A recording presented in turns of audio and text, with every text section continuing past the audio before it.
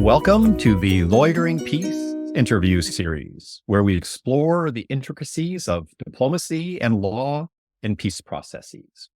Join us as we dive into discussions with individuals who have played key roles as diplomats or lawyers in negotiating peace. I'm your host, Dr. Paul Williams, the Rebecca Grazier Professor of Law and International Relations at American University, and the founder of the Public International Law and Policy Group. In this interview, I am joined by my good friend, Igor Luksic.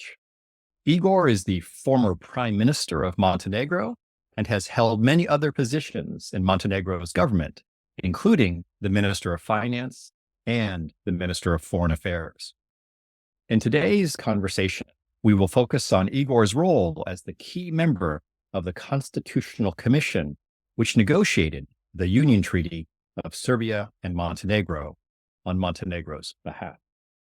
The Union Treaty provided for a process for the potential secession of Montenegro from the Federal Republic of Yugoslavia. I had the pleasure of serving as Igor's lawyer during these negotiations. Now, a brief word of context from my end before we turn it over to Igor and have him provide some additional context. Following the dissolution of the Socialist Federal Republic of Yugoslavia in 1992, Serbia and Montenegro existed as a federal republic, known until 2003 as the Federal Republic of Yugoslavia. Now, in 2002, Serbia and Montenegro reached an agreement on the transition to Serbia and Montenegro and created this path for potential Montenegrin secession. In 2006, Montenegro activated the option of secession via a referendum on independence. This referendum ultimately resulted in a peaceful separation of Montenegro from its union with Serbia. Igor, thank you for joining us today to have this conversation on the Union Treaty. Well, thank you for inviting me. It's been a great pleasure. Well, now let's dive into our discussion. Igor, can you provide a little bit of context to set the stage for our listeners as to why there was a negotiation on a union treaty between Serbia and Montenegro and what led up to that? Thank you for that. In your introductory remarks, you mentioned some of the historical aspects that led to the transformation of the Federal Republic of Yugoslavia into what was called the State Union of Serbia and Montenegro in the process in 2002, 2003. But I think it's worth mentioning or revoking the fact that it all actually happened 2 years after Slobodan Milosevic fell in Belgrade, and his fall actually followed the elections that took place in September 2000, which resulted in the new government in Serbia, new democratic government in Serbia, but also it resulted in the new form of position of Montenegrin government, which was then able to articulate the stated goal, so to speak, or the independence goal, which was somewhere in between the lines throughout the late 90s, but it was made articulate after the fall of Milosevic, after the security threat was removed, so to speak. Of course, it was not very much welcomed by the international community, which saw that as unnecessary continuation of dissolution of Socialist Federal Republic of Yugoslavia. So it was not very welcome. And the European Union, personified in Javier Solana, back then High Representative for Security and Foreign Policy, but also other key stakeholders from the West, didn't like the idea, thinking that it will only complicate and that Montenegro should stay in the democratic Yugoslavia, trying to find its way towards the future in the European Union or belonging to the West in political terms. So it was quite tough for the Montenegrin government to achieve this result. But eventually, I think the consistency in the approach of the then leadership by Milo Đukanović, who was then the president of Montenegro, and the other people, actually the consistency in repeating this argument, but also the fact that majority or in the Montenegrin parliament belonged to parties that wanted independence, made actually everybody else play this process of trying to transform, which was unsustainable concept of the Federal Republic of Yugoslavia made of two such disproportionate republics, constituent republics. It is also worth mentioning that just before those 2000 elections, the parliament had passed the changes to the constitution of the Federal Republic of Yugoslavia, which degraded Montenegro into just another electoral unit out of 27. So it actually pointed to the change of the position of Montenegro, which was, since the end of the Second World War, had always been the constituent republic, equal constituent republic of the socialist country, and then constituent republic of the Federal Republic of Yugoslavia, which was made in 92.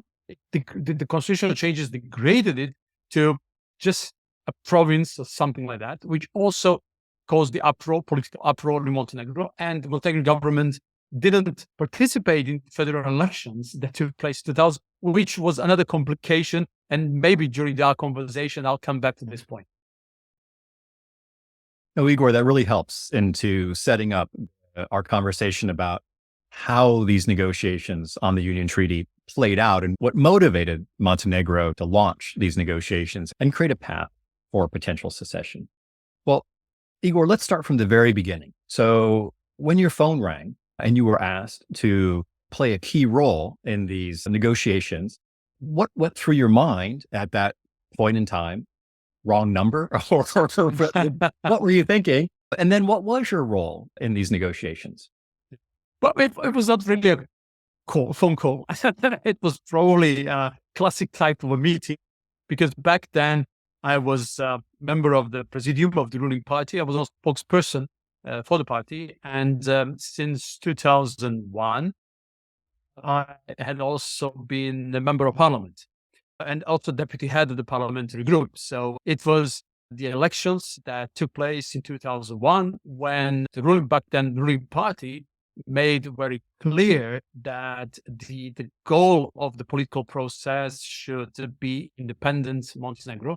And what we offered Serbia back then was to transform Federal Republic of Yugoslavia into a confederation of independent states, so a Commonwealth of independent states, which was obviously rejected by every layer of government in Serbia back then, despite the fact that it was post-Milosevic government made of different outfits.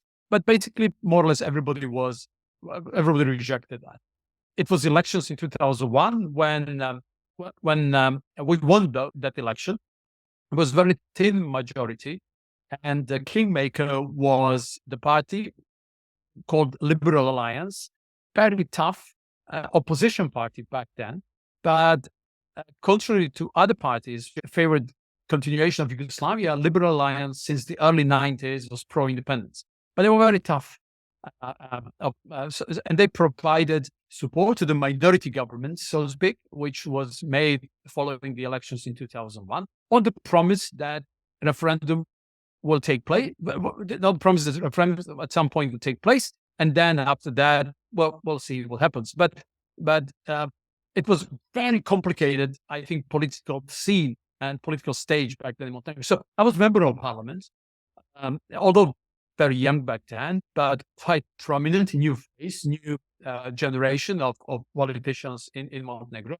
And but by profession, I'm economist, so also professor of economics. But back then I combined my profession as economist with my several years of professional career in the Ministry for Foreign Affairs of Montenegro. So with that background, I was also asked to be on the list and got elected. So I was already kind of part of the political engine of the ruling party back then. So when discussions with intra-party discussions took place about who should constitute the delegation of Montenegro, it was several of us, including me. I was also picked to be one of the members of that delegation.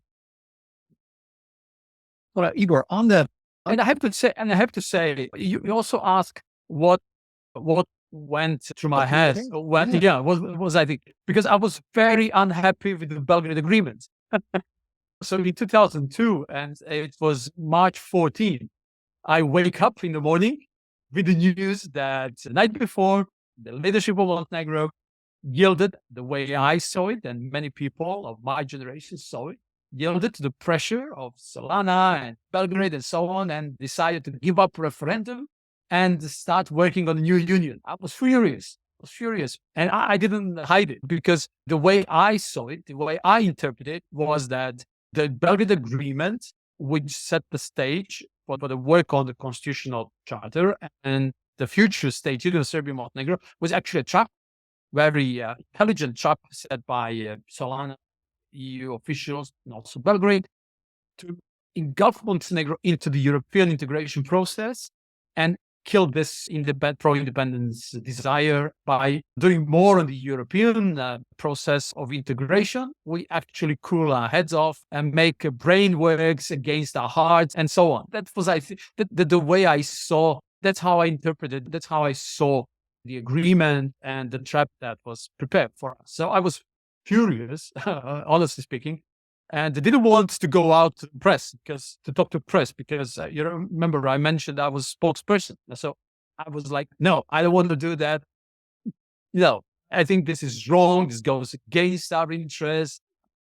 And so it was his arrival that which calls a few of us from the party who more frequently interpreted policies in the public, with media, talking to media and so on, to explain how he saw it, the context and so on, and his conviction that the chance is still there, so that we shouldn't give up hopes, and that we should, that at least now the referendum, which was seen as unacceptable, has at least become legally acceptable, and at some point, yes, it will happen, and we should make sure that we win it.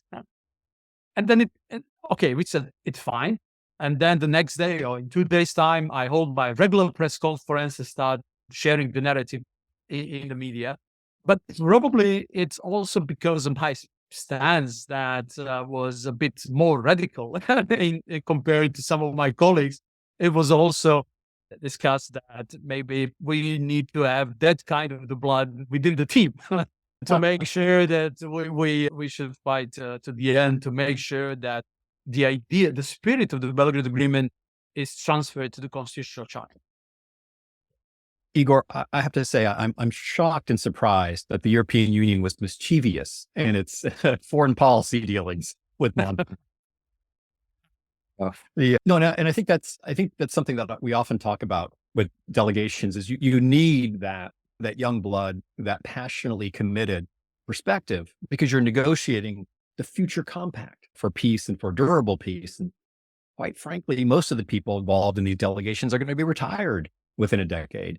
And you need the 20-somethings, the 30-somethings to be in those negotiations at the table as well. And you're right, because eventually you never know how the story ends, because in the alternative history, referendum may not have happened at all, or if they've lost referendum or whatever, and then the state union continues. So you want to make sure that the spirit of the constitutional charter is really mirroring what was the deal between Montenegro, Serbia, witnessed by EU, to make sure that we have something more sustainable. Although even as it was, it would have been very complicated to keep in life the state union without further work on some kind of transformations. But that's probably for another debate. And we have seen how Montenegro has transitioned into NATO and how it's transitioned onto the path towards EU, and Serbia is still stuck in a sense back in the 90s. So it was the right decision to move for independence and more EU integration. But Igor, let's continue on this path a little bit and talk to me a little bit about both your responsibilities as being a key member of the negotiations, and then also personally how you dealt with those responsibilities. When you woke up every morning, you thought, right, we're going into negotiations. What went through your mind when you put your game face on and you prepared to represent the people of Montenegro, essentially negotiating a social contract for their future? How did you deal with that responsibility? And what were those responsibilities? thank you. Saying that I was the key member probably overemphasizes the role of an individual, whoever that is, in that process, because there were people who were more experienced than I was back then, a lot more experienced. Also, some people who had already had experience in drafting constitutions. So, from that point of view, probably legally better prepared and equipped to discuss the matter. But I think, as I said, we needed to make sure that within our team, everybody is able to speak their mind, to make sure that whatever we do, we follows the compass that has been that had been set for us in terms of what we want to achieve, to make sure that, again, the spirit of this political agreement between Serbia and Montenegro was really transferred into the constitutional charter, which in a way opens the door and makes sure that the door is open, that after 3 years, that was the political agreement, that was essential element of the political agreement between the two states, that we are entitled to organize a democratic referendum, after which, if we win, the result is accepted. So it was really very important. That was, I think, the major, well, both anchor as far as our part of the delegation was concerned, and also a compass, in a way, through which we were able to filter all those options, to judge all the language that was on the table offered, and so on. So that was very, I believe, very important. But another specific role that I also had in that particular context was that, as member of parliament, I was also given the responsibility, member of parliament in Montenegro, I was also given the responsibility to chair one of the parliamentary committees, which was also quite strange, because the parliamentary committee was about political system. Back then, it was also because parliament was supposed to offer judges for the eventual appointment in the parliament. So that committee was dealing with all that. So it was very political, very legal, and I was economist, by the way, I'm mentioning that again. So, but still, I had that responsibility. And prior to going to Belgrade to represent a team, we were also supposed to agree on some conclusions, parliamentary conclusions. So this committee was responsible for the drafting of those conclusions, which eventually passed by Montenegrin parliament. Obviously passed by majority vote, because it was not unanimously accepted, because the way we saw the future constitutional charter, the way we would think it mirrors the Belgrade Agreement, was different from the way our opposition saw a position which was in favor of the continuation of the kind of federal concept of the union. I'm saying this because when we talk about Montenegrin delegation, we're talking about a very complex structure, which was by no means coherent. If very heterogeneous, because it was made by some formula of proportion. Obviously, majority in that delegation came from the majority at that point in time, which was majority in our parliament, which was pro-independence parties. But part of that delegation also came from the parties which were pro-union. At the same time, the Constitutional Commission was made of 3 parts, because the Belgrade Agreement itself was also signed by 3. It was signed by 3 structures. One was Montenegrin government, representatives of Montenegrin government. The other one was representatives of the Serbian government. But the third was representatives of the federal government, because eventually, to make constitutional charter a living document, it had to be passed by 3 parliaments simultaneously, so to speak. And remember that we had boycotted elections from 2000. So out of, I believe, 30 members of the Constitutional Committee, or Constitutional Commission, only a fraction came from Montenegro belonging to parties that wanted independence, whereas the much bigger number of representatives came from different parties, because some of them came from Serbian parliament, or Montenegrin parliament advocating for the union, or Serbian parliament, and the federal parliament. So it was a very complex commission, and we were under a lot of pressure to give in, yield, to change the wording, change the language. And in Serbia, as I have already said it, but in Serbia, pretty much there was unanimity in the ways they interpreted the future of the state union. Everybody wanted it to last. So, be it Milosevic or Kostunica or Djindjic or whoever back then, everybody wanted that union to continue its life. And that was additional problem that we had to overcome.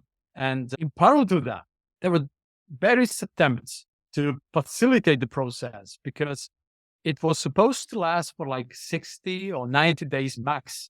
But it took almost 1 year until the job was finished because it was constitutional charter to be drafted, but it was also the law on the implementation of the constitutional charter that was also supposed to be passed by the federal parliament. And it was the process, obviously, that took longer than anticipated. So from different sides of the political spectrum, we had contributions. So parallel drafts, government of Montenegro, some ministers from the government of Montenegro tried to work it out with some ministers from government of Serbia to facilitate the process. Because at some point the process was blocked because you needed majority, you needed almost unanimity between different stakeholders to make sure that we moving on in the process. Sorry for this very long answer.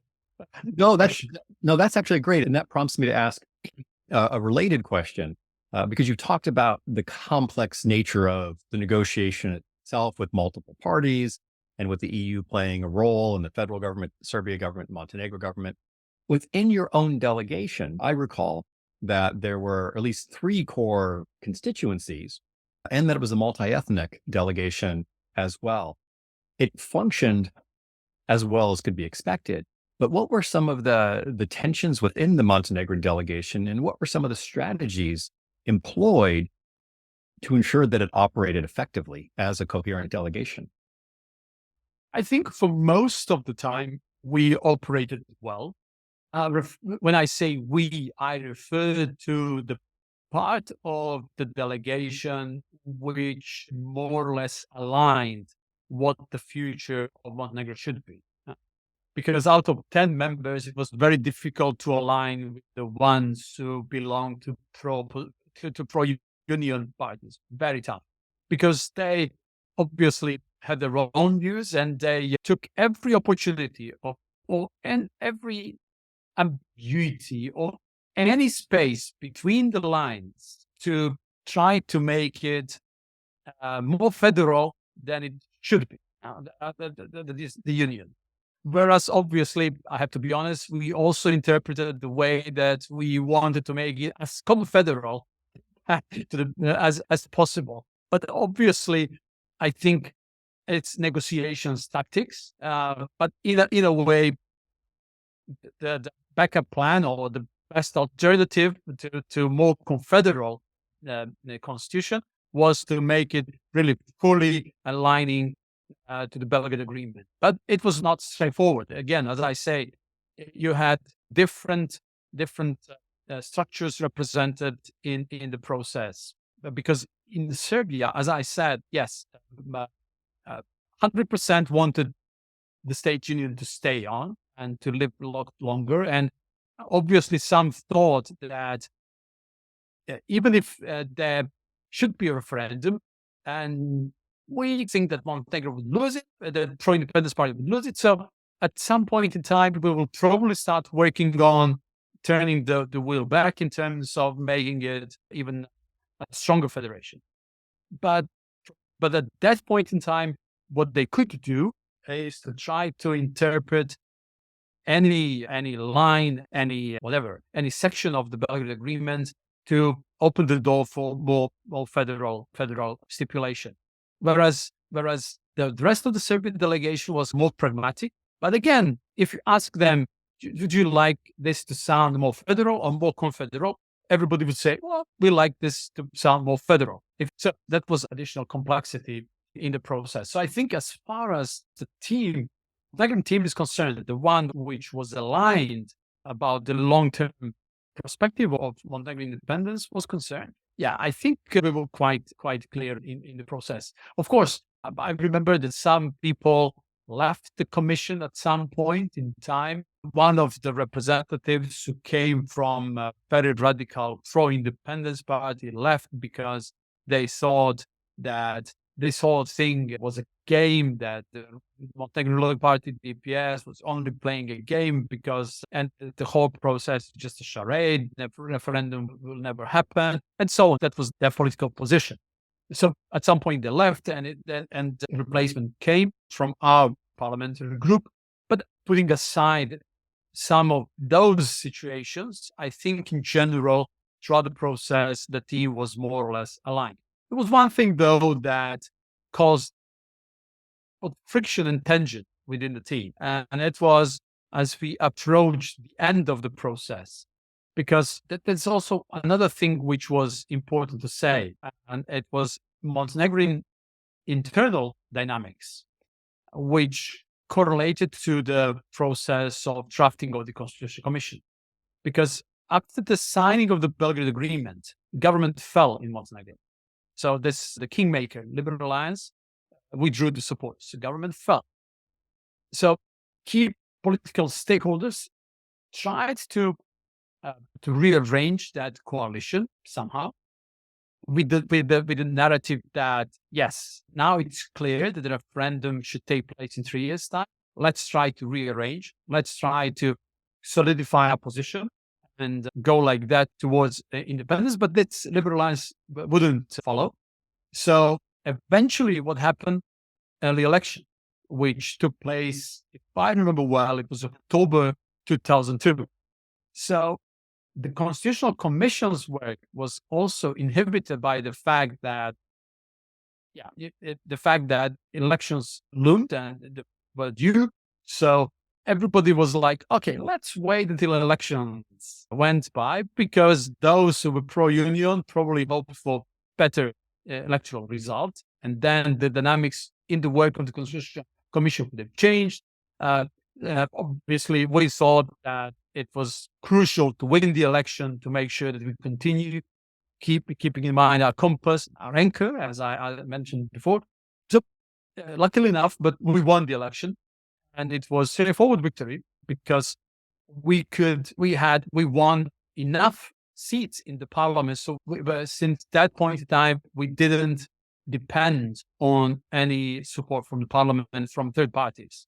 So it was straightforward government with solidified political legitimacy and position.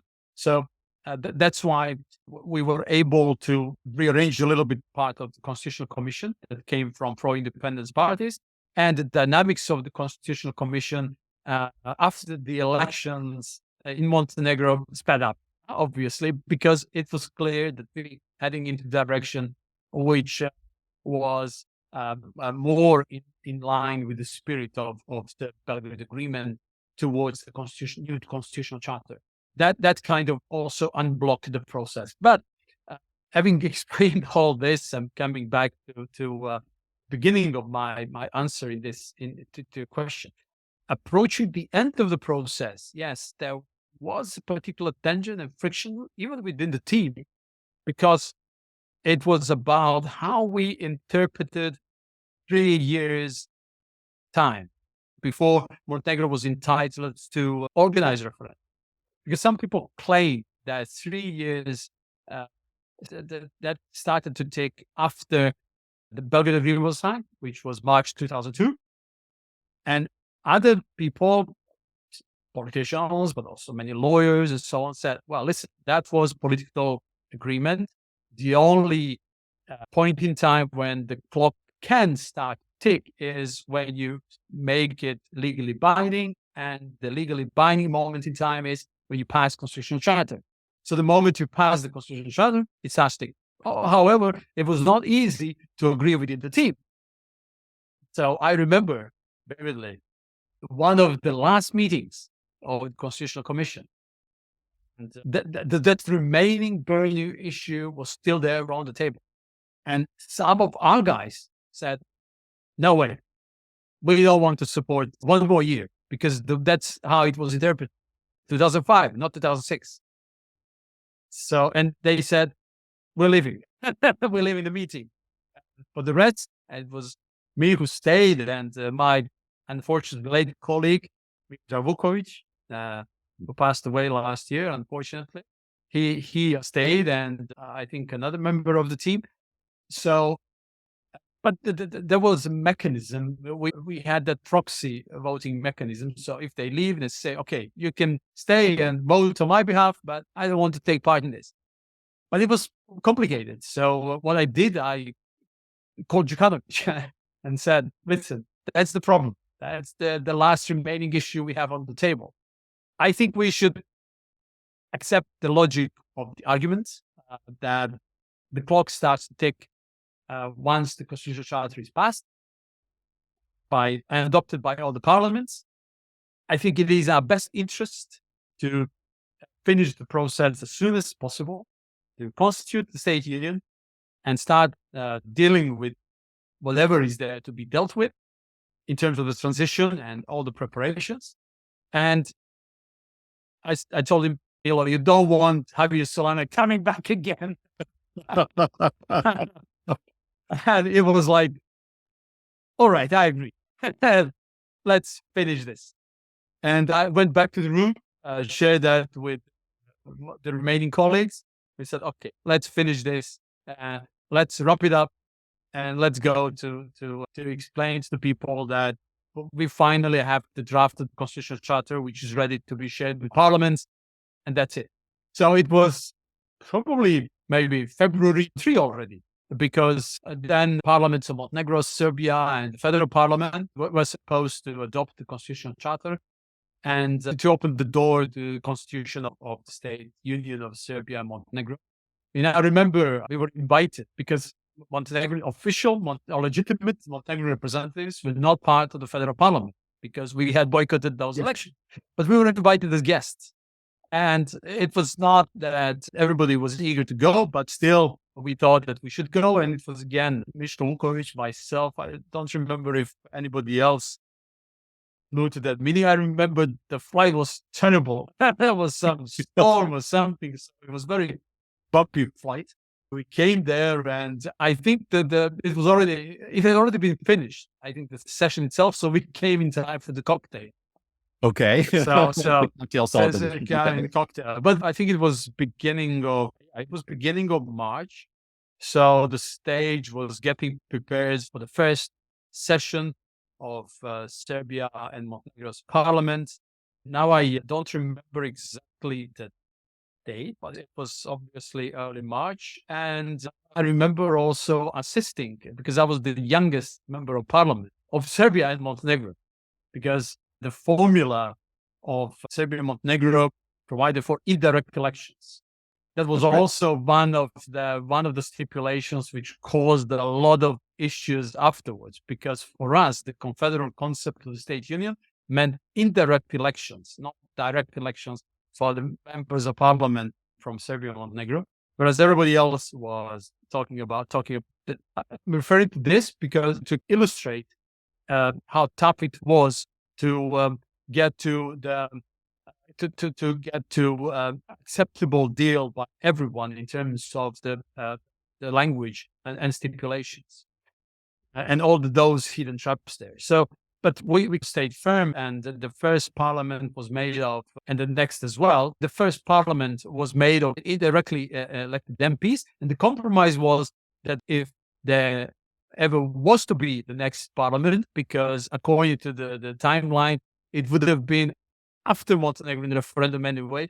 So the logic was, all right, if we win referendum, there will be no parliament at all. If we don't win the referendum, we'll see what to do then. But that was kind of the compromise. And we were indirectly elected by our own parliaments. So I was the youngest member of parliament of Serbia and Montenegro. So I was assisting the oldest.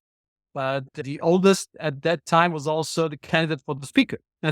So he had to recuse himself from chairing the meeting while his candidacy was debated. So I had to chair the meeting of the parliament, although it was dubiously legal because there was no clear provision and stipulation that the youngest member of parliament should be there at that table at all, let alone chair. And you know who opposed that? Actually took the floor to oppose that. It was Alexander Vucic. Okay, well, that was Back then, that still was back president. then, back then, still a very firm radical member of the Radical Social Party. The split among them took place 10 years after. So it was from this perspective, it was very funny. Yeah? When you had the gavel, were you tempted to say, and let's dissolve the union right here and now and save us 3 years of heartache? Yeah. But put aside sometimes sketchy design and what political dynamics and so on, I think that was probably one of the toughest points in the negotiation process, where we eventually had to make that decision.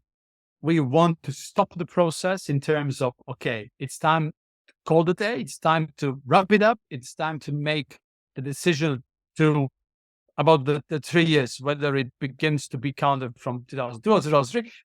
Okay, let's make that decision. And that was probably the toughest point in the process, because even within a home turf, so to speak, in part of the delegation that being always very aligned, we had that friction. So it was not straightforward. Well, Igor, knowing when to make the call that an agreement is as good as it's going to get and it's time to call time on negotiations is a key to success for parties. Oftentimes parties are afraid of signing on the dotted line or calling an end to negotiations. What were some of the other strategies that the Montenegrin delegation adopted that led to success? Now, if you think about it, there was pressure from the European Union, pressure from Serbia to make a federation, stop the process of dissolution.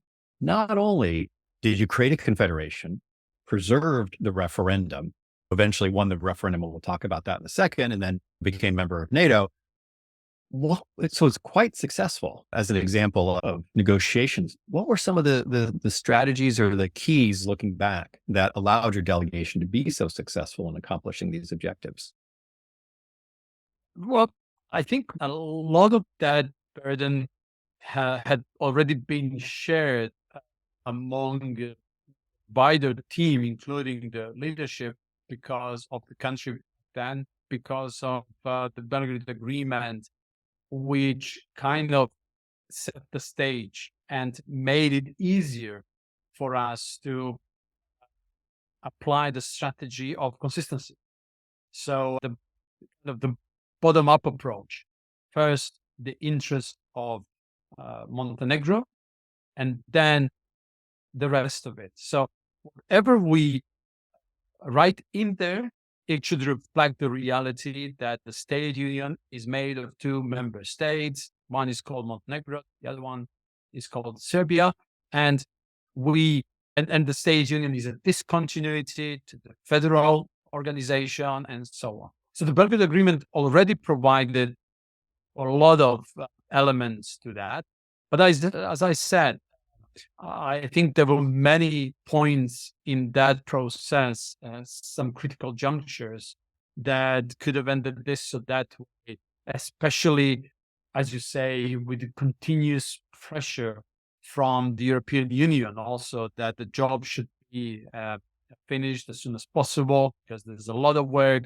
And also there was that pragmatic narrative which kind of confronted our nationalistic, so to speak, narrative, because everyone was talking about European perspective. Back then, one of the most mentioned syntagmas, feasibility study, because feasibility study opens the door for the European integration process by giving a country the chance to negotiate stabilization association agreement and so on, all those points in the process that you need to pass. So it was also not easy to resist the pressure that pragmatism, the future welfare of both people of Serbia and Montenegro depend on this structure. Now that Milosevic is gone, the future is bright. Let's try to work so that Serbia and Montenegro join EU in 2007. Let's try to catch up with the Romania, Bulgaria. So it was not easy to project our interests, very clear interest that, yes, we agree with all that, but first things come first, and that's interest of the country. The complexity of the process was also that, and it was all again reflected later on in the referendum, that Montenegro, it was not like 90% in favor of independence and then only 10% in favor of the union. It was 55-45 or 50-50, let's put it that way. And then let's keep that in mind. And that was the argument that strengthened the position of those who wanted to continue with the union. But also our responsibility was to make sure that Montenegrins people should have the opportunity to decide on their future. And now that that the 90s passed and the wars and so on, is it not time for a very peaceful and democratic, legitimate process to take place and finally decide on the unresolved statehood issue, and which, as you mentioned, later on happened. So I think the only strategy we could apply really was consistency. We had to be consistent. And we did the team as coherent as possible. Of course, depending on each individual's character, some people are more hawkish, some more moderate. But I think in general, the only strategy that we could apply, given the context, was to be as consistent as possible and to try to rebut every attempt to rephrase, redefine, offer additional language, and so on, hidden behind this kind of narrative of pragmatism. Pragmatism is always a really good narrative, especially when you're dealing with your state interest in the future of your country. Let's tap a little bit on the role of the mediator. I always tell my pro bono clients, there's no such thing as a bilateral negotiation. If you have a mediator, whether it be facilitation, good offices, mediation, they have vested interests. And you're negotiating not only with the party across the table, but you're negotiating with the mediators that are perpendicular. This was really the case with the European Union, with Javier Solano. How did you manage that? And what sort of lessons learned can future parties to peace negotiations draw from your experience when managing the mediator, so to speak? Well, Solana was a top mediator.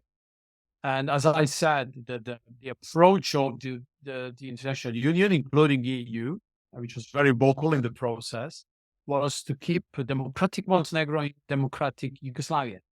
But then the approach obviously failed because of consistent claim from the Montenegrin side that it's all fine, we share future ambitions, but we need to resolve once and for all the issue of the statehood and so on.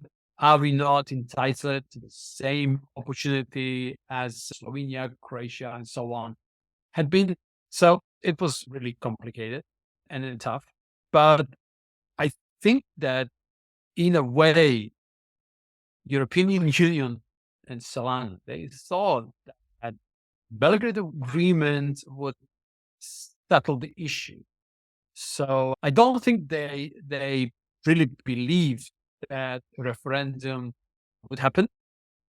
And they thought, as I said, that the process of European integration, that while it speeds up, the context will change, and then it will simply make no sense to, again, dismantle something that has only started to live. But I think faced with, again, very consistent approach from the Montenegrin government, which I think took very tough positions on several negotiations that followed the constitutional charter negotiation, and they called it harmonization of economic systems, because within both the Belgrade Agreement and constitutional charter, we managed to preserve the basically economic independence of two systems, because Montenegro, and probably that was against the spirit of the Constitutional Federal Republic of Yugoslavia.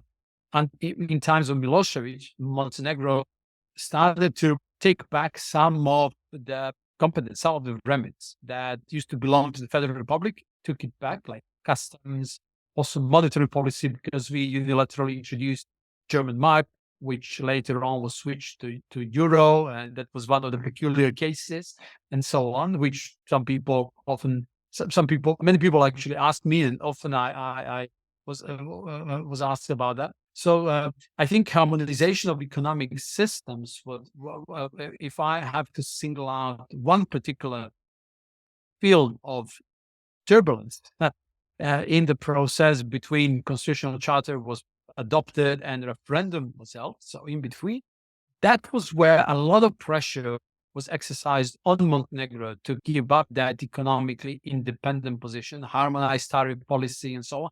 All, I think, with the logic that the deeper we get integrated, the more functionable common market between Serbia and Montenegro is established, and the closer we are as far as a European integration process was concerned, that the less reasons that we stick to the referendum policy. So that was very tough. And I think personified in Javier Solana, but also exercised by many people from administration, from the EU Commission, bureaucracy, and so on, that pressure was constant.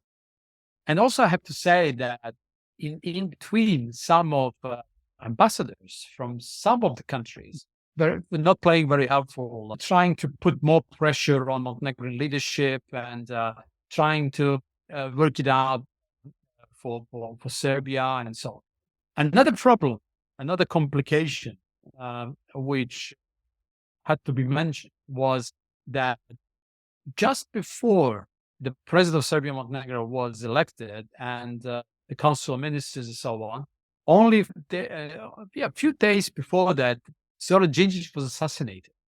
That's right. And it was complete new reality in Serbia. They managed to politically recuperate in a way that they appoint a new government, but it also had impact on the structural council of ministers. So the early days of, and probably the whole year of the state union, was in the shadow of that tragic assassination, which changed the dynamics inside of Serbia. Because afterwards, there was later that year, there was election in Serbia, the change of government, and so on, which contributed to the politically chaotic situation. But it doesn't mean that the pressure put forward by the European Union eased at all. So they obviously wanted to make sure that state union worked, that Montenegro give up that annoying referendum talk and so on, and let's focus on other things. But and then at some point, as we approach time for referendum, and as Montenegrin government was very clear at that time, I was already the finance minister, new pressure to build, because we had to negotiate the referendum law, the loan referendum, which had to be special, which had to make sure that it was accepted by all the sides, and that eventual results will be accepted by, obviously, both sides within Montenegro. That's when Solana started to come again by putting pressure on changing what normally would be straightforward loan referendum, meaning that whoever turns out 50% plus one wins. But in our case, it couldn't be that easy and that simple. So they designed the 55% formula, which I think it deserves credit now, almost 20 years after. It is the people in the Montenegrin government deserve credit for eventually accepting that provision, which we thought was very unfair. But we accepted it because we knew that even from the Montenegrin stability point of view, it made sense. It made sense, actually, that the gap between two sides the margin should be as wide as possible. So 10 percentage points makes sense. It's a clean and clear victory. But then we approached the month of referendum and the referendum date per se, some people started worrying, including European officials. Yeah, but what are we going to do if it's like 53 and 47 federal independence? So it's a very clear message from the Montenegrin people. We want independence, but yeah, legally because it's not 55. So that was another headache that everyone had at that time. So luckily, it was 55.4.5 afterwards, which cleared the road of the Declaration of Independence, early admittance to the UN and all other international organizations, and the rest is history. Well, Igor, I remember those times when I was working with the Montenegrin government on the referendum, and we did an analysis of global referenda, and it's like, yeah, 50% plus one. And then the Europeans would come back and say, well, how about a minimum voter turnout? I think they started with, you needed 2/3 of registered voters to turn out, and 2/3 of those had to vote in favor of independence. And we were searching the world, and it's like, I remember them. most I remember extreme position. How about we go 50% plus one? And then they came up with 55. And as you say, it was 55.4%, just over that threshold, which is a 10% margin. Well, Igor, let me ask you two last questions. One is, how did the delegation bring the population along? Because oftentimes this was successful. You had over 55% vote for independence, but oftentimes during a negotiation, and then also this 3-year interim period, you'll lose the population and things will happen and they'll feel excluded, not included, or maybe they are excluded. How did the Montenegrin delegation and government keep the people with them as they negotiated this? Well, that's a great question, because I think that's a great question, because normally, if you expect a vote, historic votes, and your generation is privileged to take part in it, and if you have to happen to be in government, it makes it very emotional for you at the same time. Knowing all that, obviously 2004 or 5, we didn't know what the exact date for referendum would be, but we knew it happened sometime 2006. And it was, I think, right after those 3 years. So it was, political decision, political nose was employed to decide whether it should be in May, because we liked holding elections in May, and there's also a lot of tradition in Montenegro around May, month of May, and so on. It was right after basically 3 years elapsed, and that legal possibility was there. So it started to exist. So it was soon after that government decided to call for referendum May. But again, as I say, in 2004 or 2005, we didn't know. But you knew that such a historic vote would come relatively soon. And just imagine politicians, nowadays, knowing that elections are due next year. They formulate every tweet, or I don't know how it's called now, because the network is changed to X. So I don't know. Is that tweet anymore? I still tweet. I still tweet. Whatever the platform's called. Just imagine the politicians making sure that they formulate every tweet or every post or whatever political activity they have. They want to make sure they don't lose a single vote, because, and in 2004, 2005, even 3, 4, 5, I don't actually remember the more dynamic period of economic and social reforms that we pursued and then.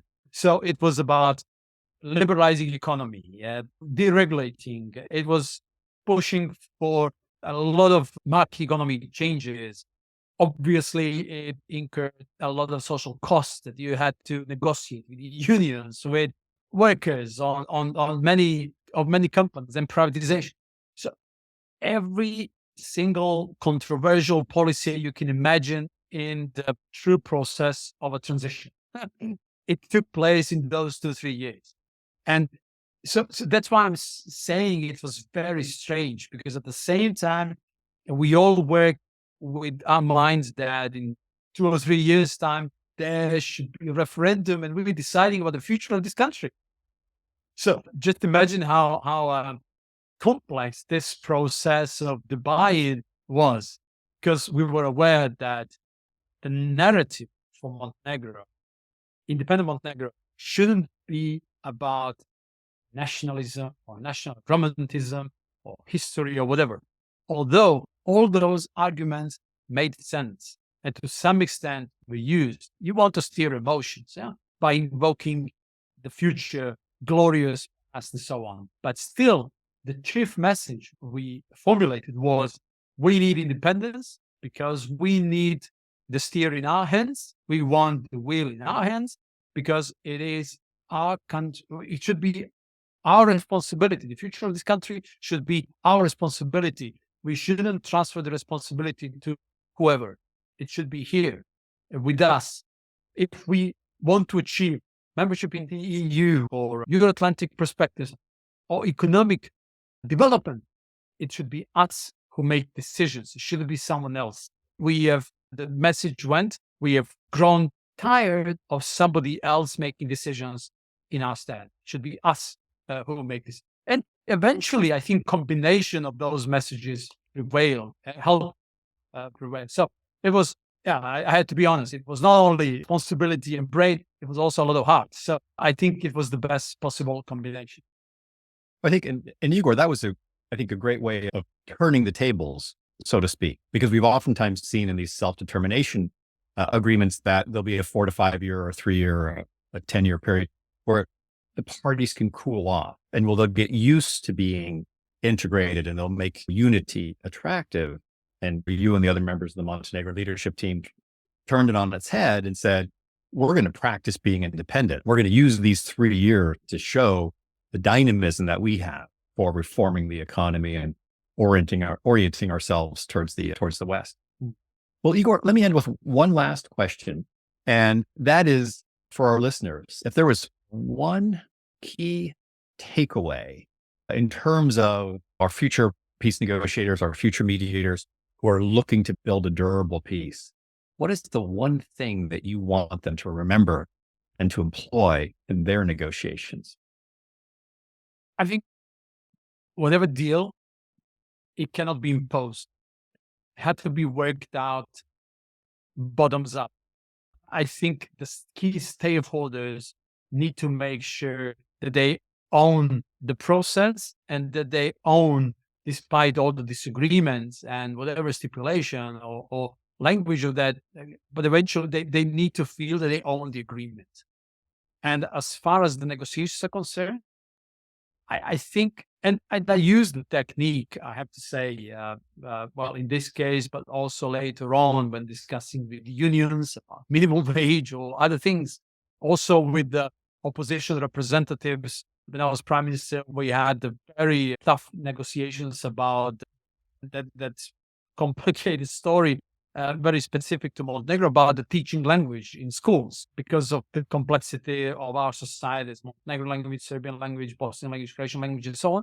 But so it was also very tough negotiations. So I think, and I've always used technique because I think it is quite important to try to understand really the interest of the other side and start building bridges, because everybody should be able to have a kind of a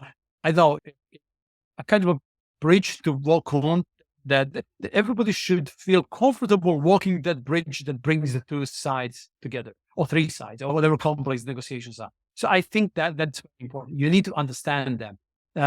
And then it's because in the process of Montenegrin independence, including the charter, but then independence, I think the side that lost also has to be given credit because they took part in the peaceful process, democratic process, which ended up with the result they didn't like.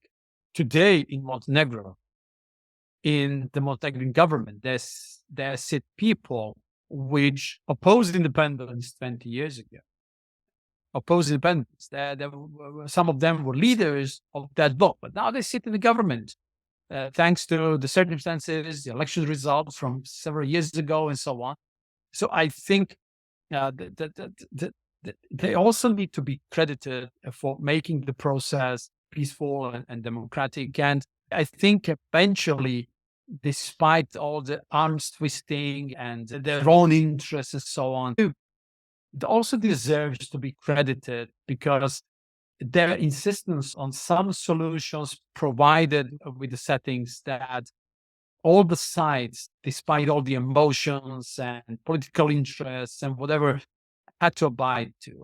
So I think, but that's very technical. I think when you're a negotiator, you need to make sure that you really understand the needs of the other side. And it can be very risky technique because the more you understand the needs of the other side, maybe your task givers lose patience. So you need to balance it out. But I think the trust that is built around the table is essential element of any successfully reached deal. So you need that trust in order to understand not only their positions, but their interests, and then finding some way of bridge those points of impasse.